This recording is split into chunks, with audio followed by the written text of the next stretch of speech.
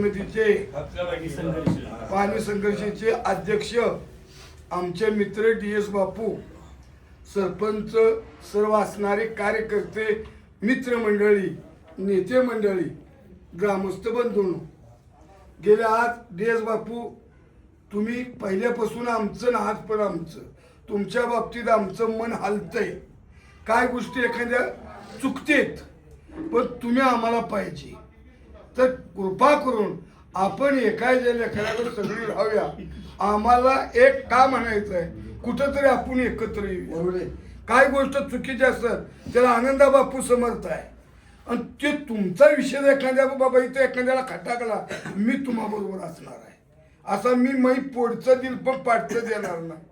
कारण का तुम्ही आयुष्यभर आमच्या बरोबर राहिलाय म्हणून तुम्ही कायमच आपण सगळी एकत्र राहावं अशी माझी एक भावना आहे. कारण का काय गोष्टी झाल्या गेल्या कोण कुणाचं चुकतं. जन्म दिलेलं पोर घरात रुसता आहे बापावर म्हणून काय तिने टाकून दिलं का.